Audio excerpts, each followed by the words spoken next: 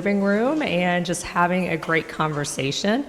We also realized that there are a lot of different, you all are from different spaces within healthcare, which is really exciting to get different views and different input, and we may change things up just a wee bit. So let me start with just asking, how many of you in here work at a hospital?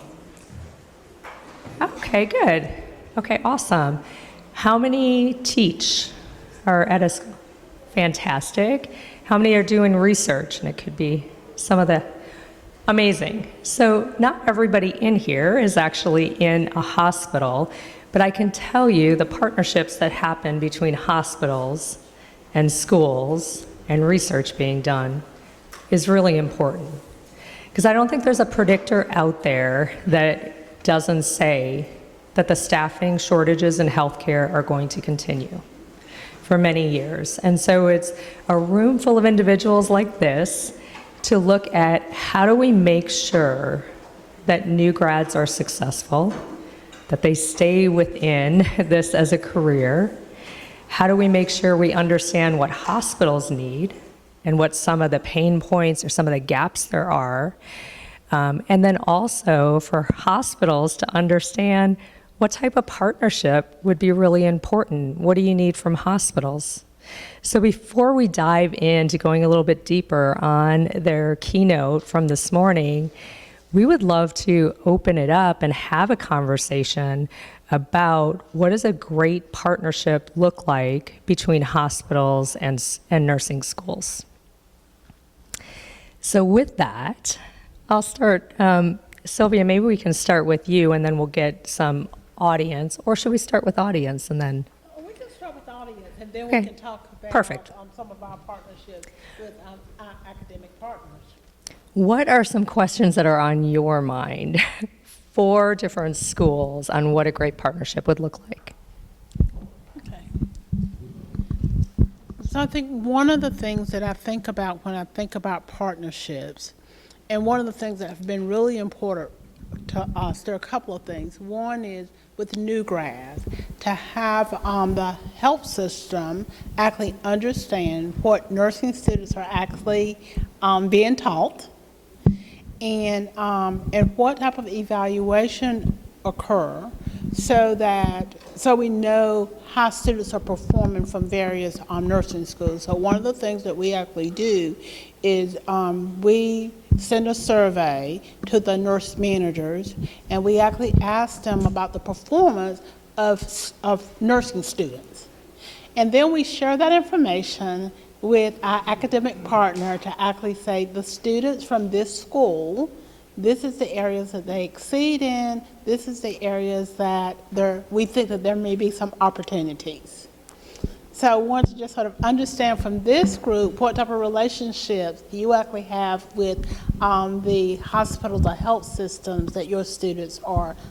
Okay. Yes, for quite a while, probably 5 years, I was the program coordinator for our RN to BSN program, actually for our entire BSN program, the undergrad program as well. And I set up a coalition with our hospitals in our area where most of our graduates and new GNs went to work. And we met with the hospitals as well as the ADN programs and our BSN program. Not only the administrators, but the faculty. And we did just that. We wanted to know our new grads, how are they doing on the units? And how are they doing in the hospital? And what was the feedback from the units as far as how were they functioning? So we did exactly what you were saying. And we came up with some really good information. You know, the students from this particular school or this university were lacking in their delegation skills, or they really had problems with time management, or they couldn't do such and such a skill, you know, as well as the students, say, in the ADN program, or the students from the ADN program who came to the BSN program were having problems with such and such. And we identified those issues, and since we did that, now we meet like every 6 months, and we discuss these issues, and it's very, very helpful, and the students are having a much smoother transition the hospitals are much happier because the students are coming much more prepared, and the faculty, especially at the university level, are a lot happier because the students are more prepared and much more professional when they get out, because they're able to meet the needs of the hospitals, and there's a lot more job satisfaction with the new GNs, because I'm sure we've all read the research about how many new nurses end up leaving the profession in their first year because they really aren't prepared. It's overwhelming, and it's just not what they bargained for. And now it's a lot more what they bargained for because they're actually prepared for the job and what a nurse is. So it's really a very rewarding liaison between all of the parties. So what you were saying, it really is the best way to do it. Okay. Of course, On the other side of that, Okay. So I work for a healthcare system as an educator across an entire system that includes EMS and the jails and the school nurses. Like anybody who's a nurse who is on a 550-mile reservation, it's my responsibility for education. But my specific assignment is to work with the nursing schools from Arizona State University and University of Arizona and Alberta College, and make sure that their clinical time meets their expectations and their needs. So I meet with the instructors on a very regular basis. I check in on the students. I try and hone in from the very first day where students are kind of seeing their career going in the future, and try and give them experiences that will add to that. If it's somebody who wants to do OB, they're not going to learn anything on the inpatient unit doing wound care. But, so I try and get them where they need to be so that they have the best possible experiences as students by working with the colleges. Okay, thank you. Okay. Yeah. So I have a question. I have been on different kind of hotspots in which I do mingle with a lot of international students. I'm a brand ambassador for Global Nursing AI Alliance as well, and there are a few other clients of mine who are looking for a more international audience to just teach them and disseminate information where it's not, the accessibility is not possible. And last year I spoke to two students, not students, but they were nursing professionals who wanted to be able to come to USA and be able to, they were not sure what is the pathway for their international students. So if somebody is, getting exposure to a lot of these students, what is the best way to align with you guys and work on ways that we can, bring them on and help them get connected to you guys? I'm gonna let you take that one. Yeah, I would say we'll get into a little bit of that in the conversation, because it is certainly one pipeline, and it's a way to bring in experienced nurses to hospitals. Typically, they have 6+ years of experience. If they're here as a student and they want to do the OPT, that is one transition. There's other visas, an employment-based visa to come over, which is taking longer, nothing to do with any kind of policy change, but there's just a higher demand and a limited amount of visas in that category. And then H-1B is another visa, but right now there's a presidential proclamation for additional funds for that visa, so we don't see that happening. But happy to talk to you afterwards on what that might look like. But it sounds like with the schools, and that it's a lot of communication. It sounds like when you are at the table with individuals and having those conversations, that's where the partnership comes, and looking for gaps. And Sylvia or Sarah, is there anything that you have found when students are coming from the school that you worked with your school partnerships and made something better? And maybe share just an example. So there's a couple things that come to mind. So one of the gaps that we actually had was with OR nurses. So we partnered with the school, and they actually added in a capstone for senior students, and this was our ABSN program. so that they could actually go to the OR. And we were actually able to fill some of the gaps with our OR nurses. So that's one of the opportunities that we actually had to partner. We actually also have an academic partnership, and it is composed of leaders from the health system and leaders from the school. And we meet quarterly, and then we share the health system priorities with the school. They share their priorities, and we see where we have overlapping opportunities that we can partner together on. And again, our peri-op elective came out of that. The other thing that we actually did was Sarah actually earlier today talked about our PNA program, and that's for senior nursing students. In our ABSN program, because of the way the students go to school, they did not have an opportunity to do the summer program. So one of the things we did, we developed a special program just for the students from that school, so that they could actually get the experience of working with patients, because we know that that makes a difference in their education, to have that exposure. And another thing that we've done in partner is we actually have nurses who are on sort of the education track. We talked about our career ladder, and we have some clinical faculty who will actually take nursing students, and they will be the instructor on their home unit. So they're familiar with the home unit, they understand all the equipment. So that's been another sort of good partnership that we've done with our academic partners. Sarah, anything that you would add on partnerships with?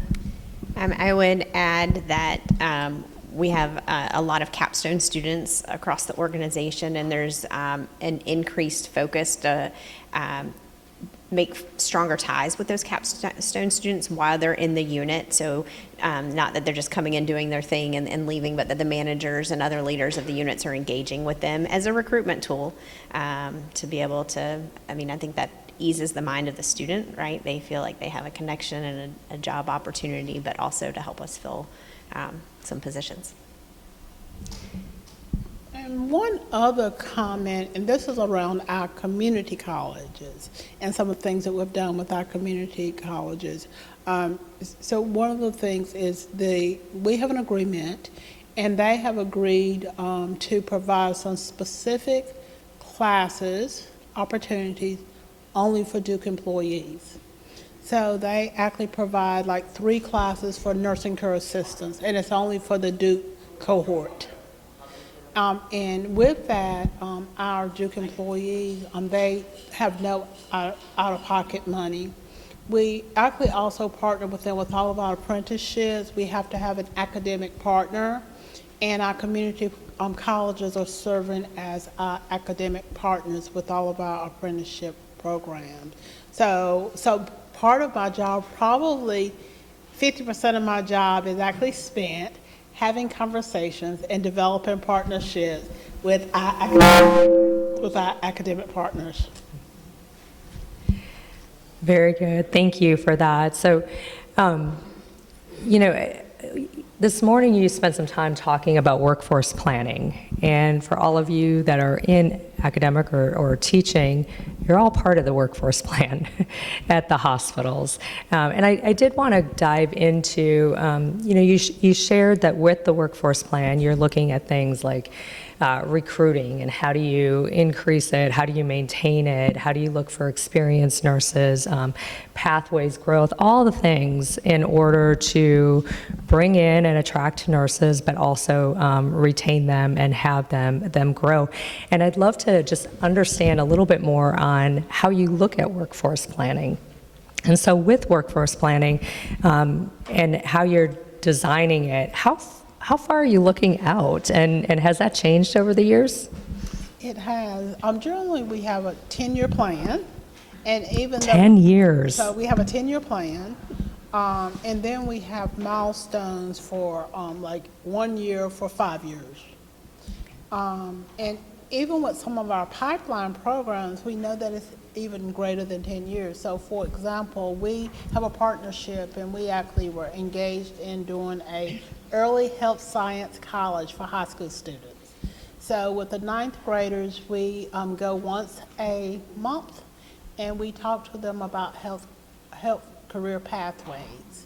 And we have actually had them to tour actually twice. We're going to actually be providing some paid observations experiences for these high school students between their sophomore and junior year. And then we're going to be doing some paid internships between their junior and senior year.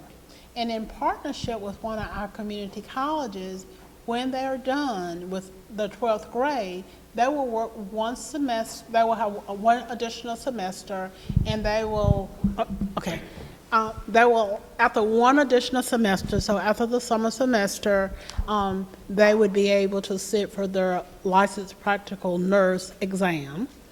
Also, after that, another semester, they would actually be able to be a surge tech or a certified medical assistant.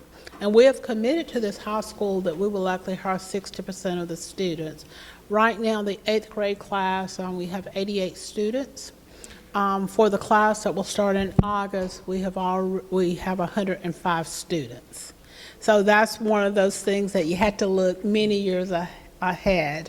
So again, we have a really good group that does analytics for us, and they actually look at our strategic growth plan to determine how many new employees we will need. But also, with the operational leaders, we decide on what types of employees. So do we need different types of skills, and whether we need to upskill.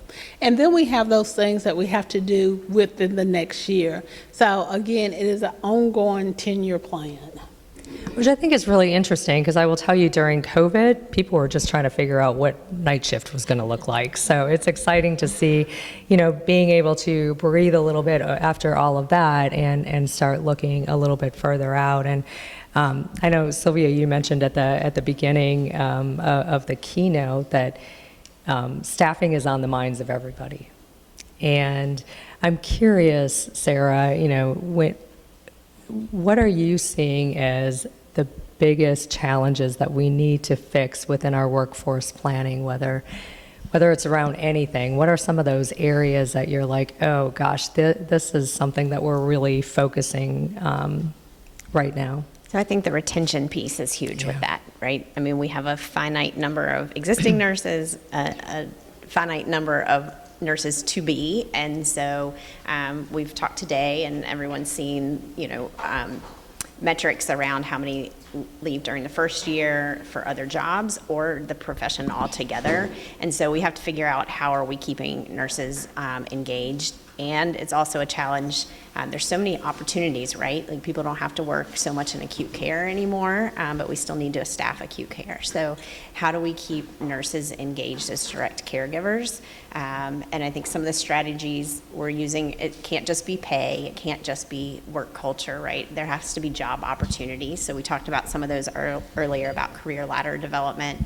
Sylvia just mentioned serving as a clinical instructor. So maybe I just work 2 days staffing with an assignment, and my third day is I'm serving as a clinical instructor. And so it gives variety to your work. We increasingly are doing job sharing. So we have nurses, for example, that work in our solid organ transplant unit, maybe 2 days a week, and then 1 day, or maybe they'll work 2 8s in the organ transplant ambulatory clinic. And so same patient population, same expertise, but different demand on your body, different schedule for the day.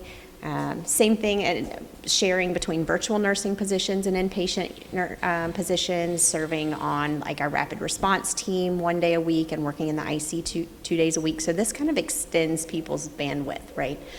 So really looking at different strategies to be creative with how we use our staff and allow a little bit of flexibility.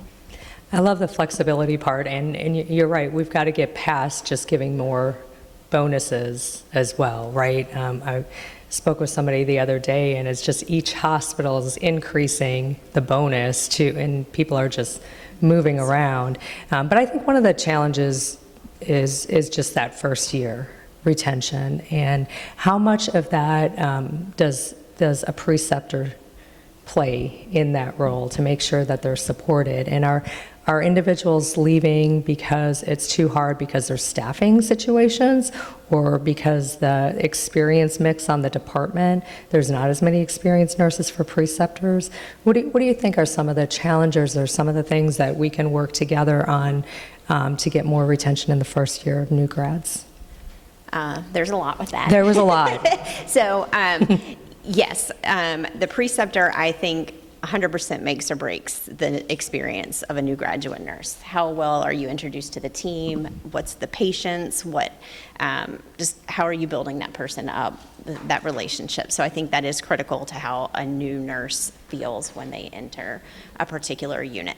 Having said that, when we rely heavily on new graduates to fill a lot of our positions, we know that we are bulk hiring, right? We have a lot of hires in July and August. We have a lot of hires in February and March. That stretches teams that don't have a lot of experienced nurses on them very, very thin.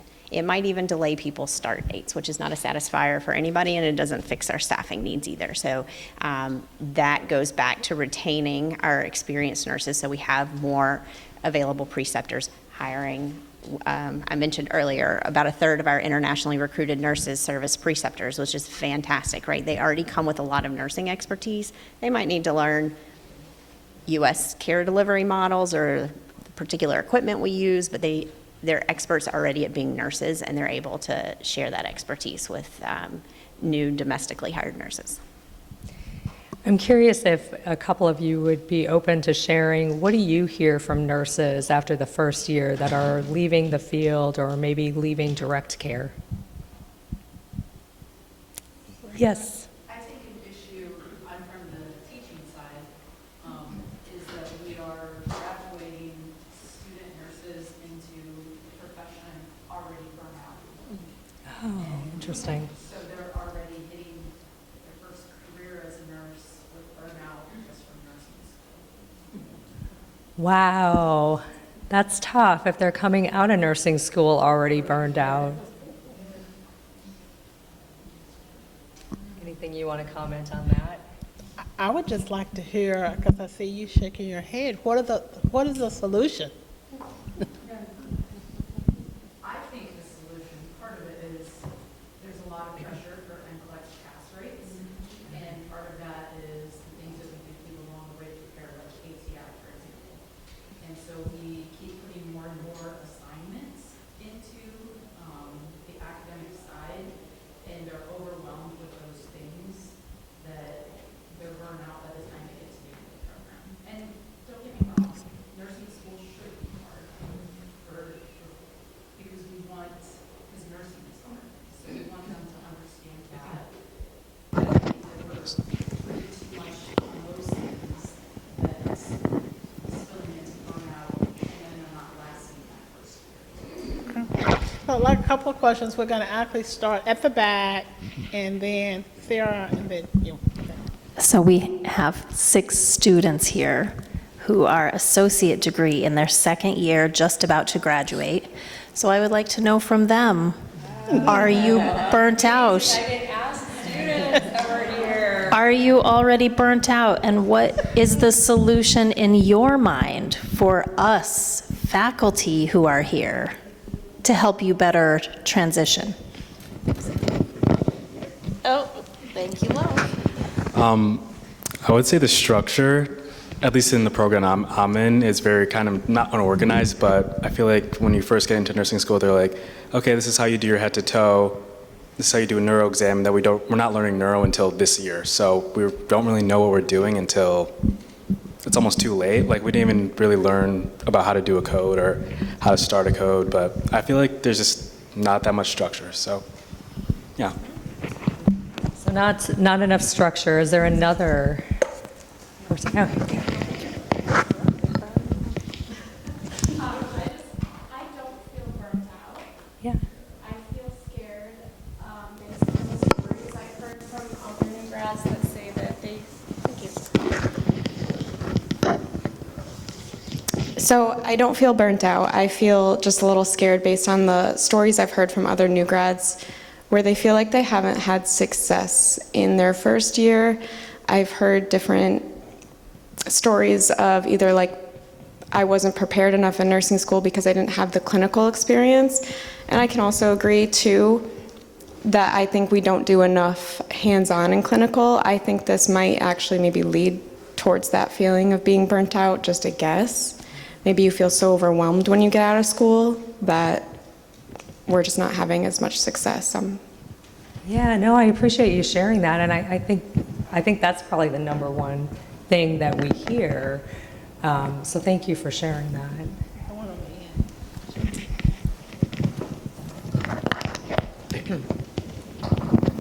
I was just going to follow up with what Lo said earlier. I think the way our program was structured could be structured a little bit differently. Like, we had ALS at the end of last semester, and then we're just touching on MS. Like, I feel like neurology stuff should be grouped together. I feel like maybe cardio and kidneys should be grouped together and learned together as a unit, because, I mean, they're both major subjects, but they affect each other so much. And then we're on a tele-floor one semester, and we don't know anything about kidneys. So I think that if we structured the material accordingly, it would probably be more beneficial to the students to learn it. But Yeah, so some structure and, I mean, here's the thing. You can't graduate experience, right? Mm-hmm. So much information that you learn, but there really are some gaps in being able to have the hands-on experience and having really great preceptors. And I'm just curious, like, I can imagine if you're feeling scared going into your first position, what are some things that you both do or have seen that works to support, but also maybe just being open with some of the gaps and things that they may be experiencing? I think we have a new graduate residency program that some of it's didactic information, but some of it, a lot of it is more in the professionalism realm. How do you ask for help? How do you find a mentor? How do you escalate things to kind of build on those skills? Because it is a skill, right? And so using kind of some that's external to the clinical environment, because when you're in the clinical environment, you're very busy just doing the clinical things, and there's not as much time, and or the preceptors might not have that expertise to be the best teachers of that. So our education department leads that with our new graduates, and that's required for all of our new graduates. I think that's a very supportive program. Yeah. I just have a couple of pointers. I think that when choosing preceptors, I think that when choosing preceptors, programs need to be very careful. Number one, of course, you're not going to choose somebody who's burnt out and overwhelmed. But you also want to choose somebody not necessarily that's wonderful in clinical, because all of your clinical nurses are not necessarily good teachers. So you need to choose somebody who enjoys working with students or new faculty, and somebody who's good at teaching the clinical skills, not necessarily somebody that's just good at doing the clinical skills. And I think that the student in the back who was the first to speak, he's really right on when he says the organization and presentation of the material, because that really makes a lot of sense. You want to group the material that you're teaching together, and that's how you're going to present it, and that's going to really make sense to the students. A lot of nursing is back to the basics. It really makes sense. Nursing makes sense, and the action that you're doing makes a lot of sense. For maternity, as an example, you're going to have the baby has decelerations in the heart rate, so the first thing you want to do is increase the blood and the oxygen to the baby. So what do? You roll mom on her left side, because that's going to increase placental perfusion. So a lot of it makes sense, and the actions that you're going to do make sense. So it's not necessarily a lot of memorization. It just all makes sense, the actions that you're going to do as a nurse in that situation.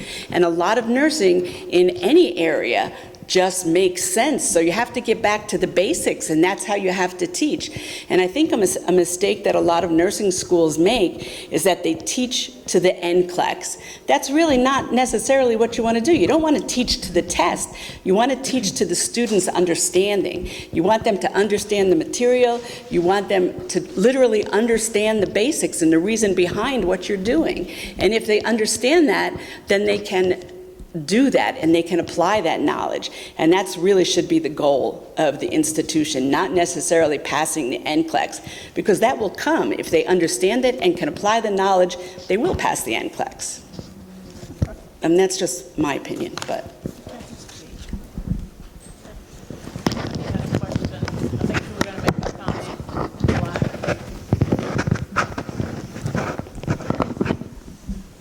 I think for me, in my personal experience, I've heard from both the sides. The students sometimes feel that their nurses are not like the preceptor is not interested, like they cannot ask a question when they see behaviors like a nurse, the preceptor is mostly busy on the phone, or they're trying to help other nurses on the floor. They lose interest, that they feel like that they're just doing the actions and not learning, like the thought behind what is the critical thinking about it. So one of the things that when I was a preceptor, that kept on coming from other students, as a feedback from other students who were on the floor, that we are taught the actions, like the skill, but not why did we apply the skill. So one of those things would be really helpful. And then we did have like a discussion where the preceptors are, struggling with. And one of the things that came up is some of the students are blaming us if they're not successful. So maybe mitigate that blame game, and instead of promoting some of the conversations that this is the expectation, if we can engage some of the SMART goals, say a student is able to perform this and this activity within the 3rd clinical time frame, so we can track their performance. So these are 3 things that there's no trackability of the performance that student is doing, because then we're adding extra pressure on them. They're comparing themselves with other students and where they're doing, even though they're meeting the benchmark.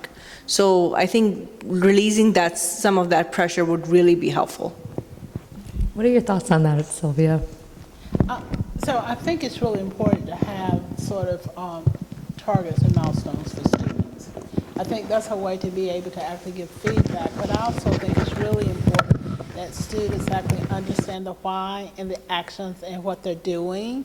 And I think that increases students' comfort level if they actually understand the why. And it also helps them to advocate, whether it is actually with the physician, with a more senior nurse, if they actually understand the why. So I think that is just so very important. Okay. One of the things as a manager, before becoming an educator, that I always did was precepting only lasts Precepting usually lasts 6 to 8 weeks, sometimes a little longer, and then it's one and done. Once you graduate, you're on your own, and I never let that happen. So we had a formal mentorship program with a group of nurses that were trained as mentors rather than preceptors, and you stayed with your mentor for a year. So that you always had somebody you could go to for a question or a concern, and just knowing you have a backup for a year is like a really nice thing in the hospital. Yes.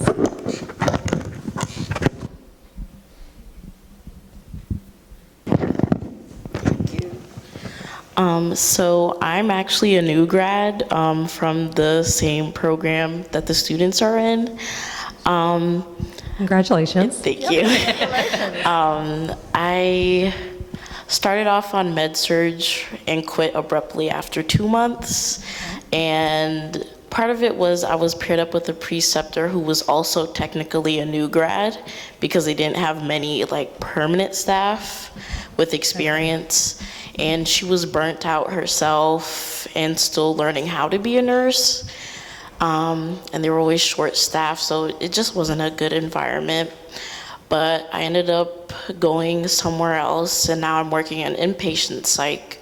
But with this hospital, they gave like all new hires like a month of classroom instruction.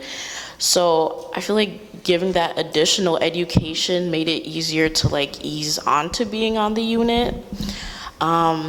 So I really like where I am now. The classroom instruction did help. And I got some good preceptors as well. There's just a lot of support and stuff on my unit.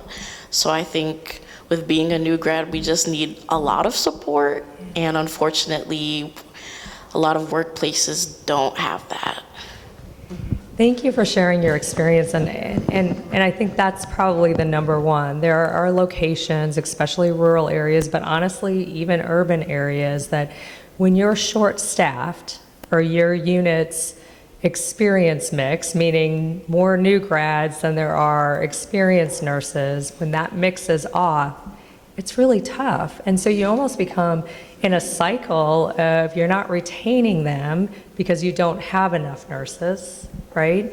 So it's the struggle, and I think that's why hospitals, and both Sylvia and Sarah talked about it this morning, there's different pipelines of where are you going to bring in nurses to build teams and get more stability of teams with the right skill mix on the unit. That's the challenge, and that's why on the workforce planning, the pipelines are so incredibly important. And that's why many hospitals have international as just one pipeline. It's not going to be all of it, but boy, when you get some experienced nurses on a unit, no matter where they're coming from, it makes a difference. Anything you want to add on just pipelines or how you're looking at stability on units? I think another component for us was around our float pool. So as I mentioned earlier this morning, we have about 450 team members in our float pool, with about half of them being registered nurses. And some of the nurses in the float pool can also precept. And I think that's really important when you think about if you have a unit that have a high percent of new grads, to be able to actually bring in a experienced nurse really make a difference. And also our nurses in the float pool, we have some nurses in the float pool who are also charge nurses who can actually move around and be in charge on different units. And last year we introduced a role that education supervisor. And part of that role, a big part of that role, was to actually work with new grads, because we knew that the goal was we would be able to shorten the learning curve if you had someone who was really dedicated to those new grads. So to help the preceptors to actually follow up on the new grads. And when we looked at that for a year period of time, not just the 6 weeks or the 8 weeks that they were actually in orientation, but what are those needs through the first year. And we actually have 2 of our educators from Duke with us. So Kim or Kaylee, I don't know whether either one of you have any comments that you'd like to share with the group. I was just going to share about our nurse residency program that Sarah mentioned. We redid that program, I think it was 3 years ago. We redid the whole program, and then we surveyed our new grads, I think the first year and the second year, and we heard really strongly from them that the program was not meeting what they needed.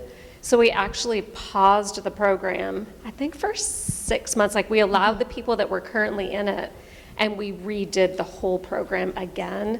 So it was a ton of work for them to do it, but it's very much more now like real life scenarios, right? Like practicing a code, how to care for your dying patient, right? How are you gonna feel? What are you gonna do? How does that translate when you go home? How do you talk to a family? So, and very, we call it like CSU specific, but like oncology specific or med surg specific. So, and I think so far we've gotten better feedback with that. So just, we talked about like the change agent, but always changing and being open to, we thought this was gonna work, but it's not working. So that was That's one thing I would add. Yeah. I sound. What? Okay. So.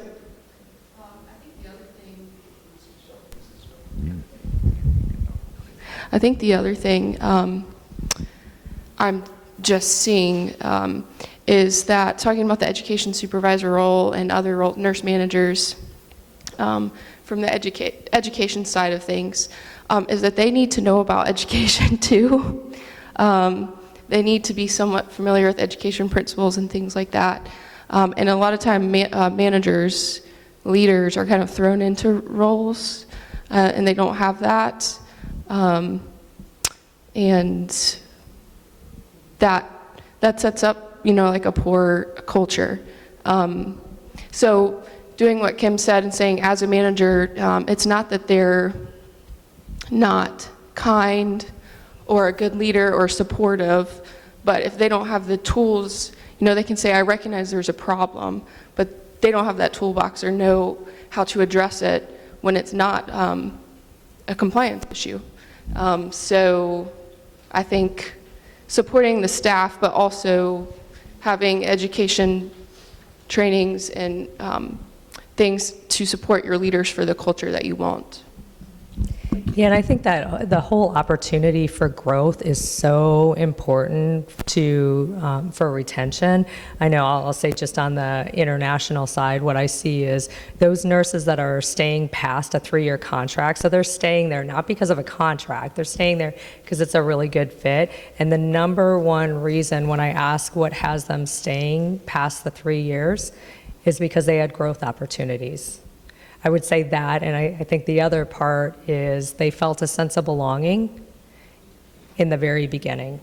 And I don't, that is not an international or a domestic, that is just being a human being that needs to have that sense of belonging. But Sarah, you all started something at Duke with your international pipeline. The immigration process is long. It's not a quick thing. It's for organizations that are being strategic and looking into the future.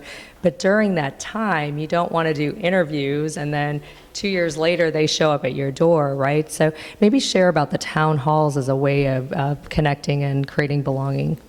Yeah, so we, after we kind of had an abrupt shift in immigration and thought our new hires would be here within about a year, and then it was extending much longer, implemented nearly monthly town halls, and these were opportunities to explain how public school works in the United States, childcare options, growth patterns like our clinical ladder program at the hospital, so getting people excited about what they could look forward to in their professional growth. A lot of it was also answering questions about immigration, fear that maybe we would drop the process and not follow through. So some of it was very logistical and mechanical pieces of the operation, but a lot of it was just starting to integrate them in the Duke culture and what to expect and how to help them assimilate into U.S. culture. Yeah, and I would say you could probably talk about anything on those Zoom calls, and at the end of the day, they feel connected when they arrive. So I do have just a couple other questions, and Sylvia, or Sarah, since you have the microphone, I'll start with you. As you look ahead, how is your workforce strategy evolving, and where do you think it's going to be over the next 2 to 5 years? I said 2 to 5 years, and then Sylvia starts with she has a 10-year plan, and now I feel like I kind of have to say, okay, how about 10 to 15 years? I don't know. But what are you really looking at? What do you think is going to make a difference? Again, flexibility, and part of that, to be very honest, it comes from the nurse leader perspective. So I talked about job sharing, but it's a leader mindset to be able to encourage people, because that still means you're losing part of your FTE, right? And so you still have to replace somebody who's not working in your unit. But having that skill to recognize what the team members want. And so Sylvia comes to me and she said, you know what, I've worked in this med-surg unit for 4 years and I love it, but I really want to try ICU. I, as her nurse leader, should go to the ICU and say, I have this outstanding nurse. It pains me to lose her, but she wants to grow. Can you meet with her? Can we make that partnership? And so that's a huge mindset shift, because now you're thinking, oh, now I'm down another nurse, right? But the organization keeps a nurse. The profession keeps a nurse. And so really thinking along those lines of how can we be creative with scheduling. Sometimes we're very fixed about everybody has to work full-time, everybody has to work full-time. Well, you know what? Maybe Cara only wants to work 2 days a week. She's an experienced nurse. Keeping her 2 days a week is phenomenal, as opposed to just not at all if that we can't meet her needs. And I think newer generations are going to have higher expectations around that, and we have to figure out how to meet that. All right, how about you, Sylvia? When I think of the future, I think that we have to go back to look at care models. And I think that's another opportunity for partnership and actually also research. Because if we're looking at a different care model, we want to actually evaluate that to make sure that we're still having good patient outcomes. I think with all the AI, we need to look and say, what value will it bring to healthcare? And everything out there will not bring value. So we have to have a systematic way to evaluate the AI. I think one of the things that we have actually introduced the last sort of 3 years is our virtual nursing. And that have actually also impacted on new grads because the virtual nurse is actually there. So if the new grad have a question, they can actually reach out to that virtual nurse. We surveyed our patients around virtual nursing, and the results of the survey was patients really, they ranked our program at really high with our virtual nurses. So again, when we look at AI, when we look at changing care models, and then again, the ability to be able to evaluate that. So flexibility, care models, looking at AI, and where does it fit in and where does it not fit in? Amazing. And so if you could leave everybody with a bit of advice, and maybe we can make it a little bit specific, for our researchers out there, what do you think some good areas to do some research in? That is an interesting question because part of our partnership is that we actually have 3 positions that are joint positions between the school and the health system. So I think it's really important to have those researchers. So when we look at things, so we are doing 4 innovation units, and each unit is evaluating something different. So to do research on sort of what worked well, and what can we actually learn from our innovation unit. So I think that's one, is to be able to do good partnerships, to actually do research to really understand what is working. I think the other is if folks don't have a 10-year plan, they need to develop a 10-year plan. So I think those are really important things when I think of workforce planning. And Sarah, what advice do you give our new grads out there or nursing students? Come in with an open mind. I think I said your preceptor can make or break your experience, but I have rethought that. I still maintain they can make or break your experience, but it's not the responsibility of one person. It's the whole team, right? So even if you aren't clicking with your assigned preceptor, find those other people that you do connect with early on. Don't be afraid to ask questions. I'm going to be very honest. I tried to spread my questions out as a new grad because I didn't want to be perceived as asking too many questions. So I asked the first question to Sylvia, and then I asked the next question to Cara. That wasted a lot of time and energy, right? And so I would say, don't be afraid to ask those questions. Show a little bit of vulnerability right there.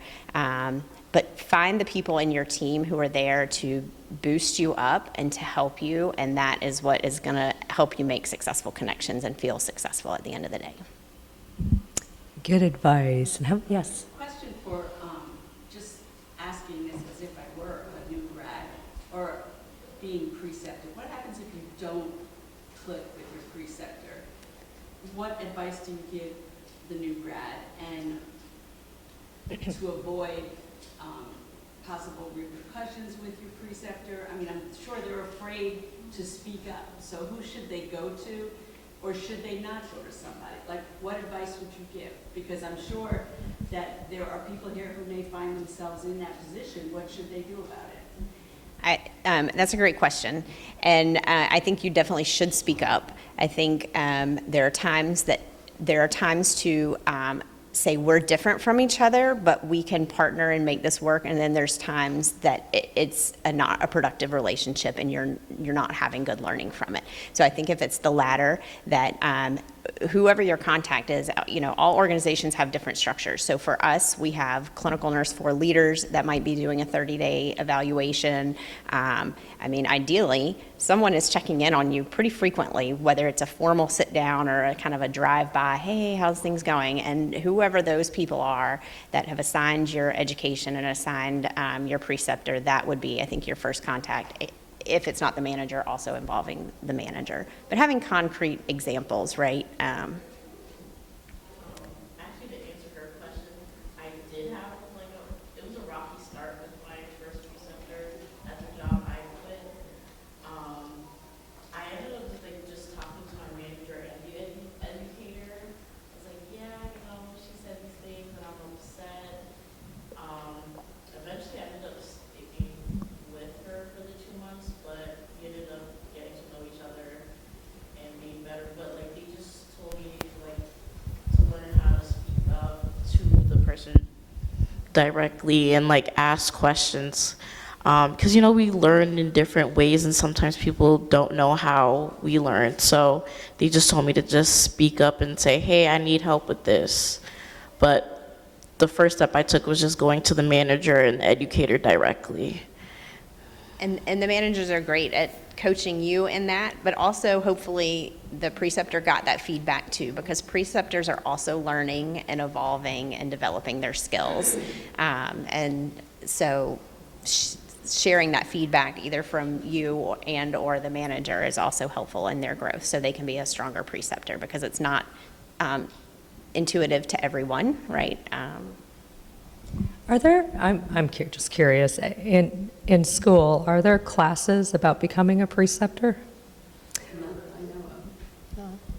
All right, let's do that. I'm just kidding. So a couple of things. I think that some of the time it is absolutely necessary to change the preceptor.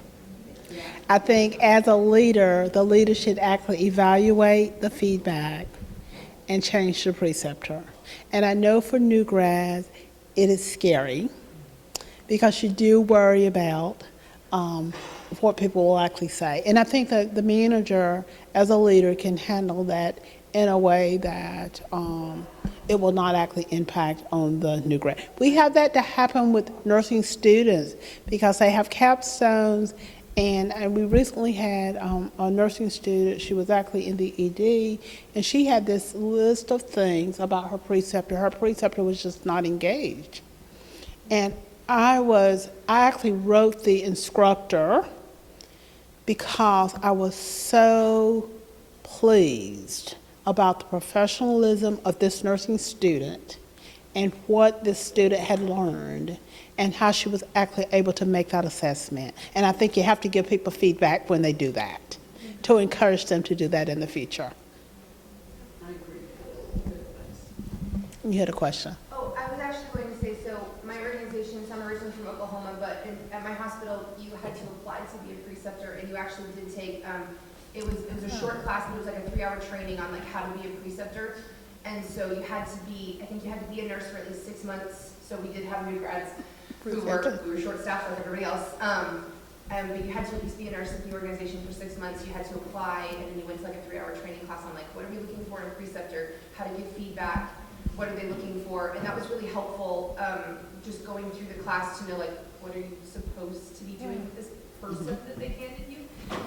And so I would actually recommend that to every organization. If you don't have a preceptor class, it doesn't have to be something that's long. It can be online, whatever. But at least give them something before you send them, before you pair them off.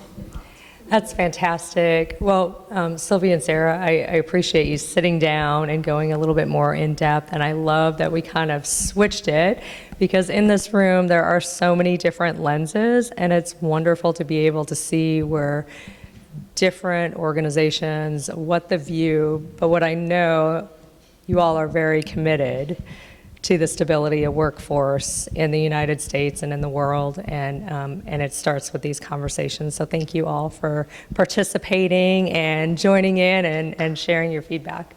Thank you both.